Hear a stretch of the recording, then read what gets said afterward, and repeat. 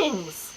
I am Madam D, and I'm absolutely delighted that you have tuned in to join me on my journey through the realm of the unknown. One of the most notorious deaths associated with Lake Lanier is the source of a well-known ghost story, the Lady of the Lake. She's also known as the Lady in Blue because she appears to be wearing a blue dress, the very color of the dress she was wearing when she met her demise. The story goes like this. In April of 1958, a young woman that worked at the Riverside Military Academy in Gainesville decided to go on a night out. Her name was Delia Parker Young, and her friend, Susie Roberts, headed out in Susie's 1954 Ford to Dawsonville. They would never return. An investigation into their disappearance discovered that they had stopped at a gas station that night and left without paying. Now, to me, Delia and Susie, going out that night, stopping at a gas station, and then leaving without paying, that's just bad karma. So what happened right after that? Was it a jealous boyfriend? And followed them over the bridge. And, Susie was obviously the one driving the car because it was her 54 Ford. And got all upset and drove off the bridge. The skid marks breaking, causing the skid marks, going over the bridge. For 18 long months, police were unable to find any further clues, and no trace of the missing women or the car. Then one day, a fisherman happened upon a ghastly discovery.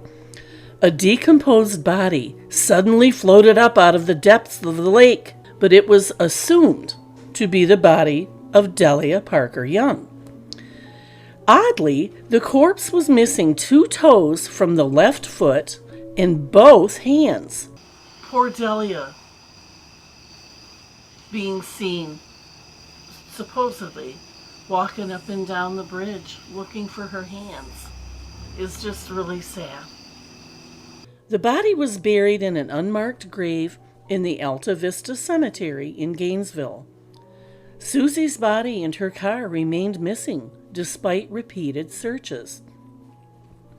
This mystery baffled authorities for decades until November of 1990, when construction on the expansion of Lanier Bridge was underway. As crews were dredging the bottom of the lake to set up pillars for the bridge, they uncovered a rusted-out 1954 Ford. The car had been hidden amidst tree trunks, mud, and other debris in 90 feet of water on a steep slope. In the car were the remains of an unidentifiable body, but the belongings found on it included a purse, rings, and watch that were able to conclusively prove that the body was that of the long-missing Susie Roberts. In light of this discovery, it was concluded that the other body had indeed been that of Delia. The headstone was changed accordingly, and Susie was buried beside her. The story of the Lady of the Lake, or the Lady in Blue, is one of the spookiest stories of Lake Lanier to date. And there's a lot of speculation about this whole scenario of Delia Parker Young and Susie Roberts. I think that they were forced off of the bridge. I think that there's a lot more to this story. The women were out for a night out, and they stopped at this gas station, left without paying. Why? It was Susie's car. The 54 Ford was Susie's car. So she was the driver.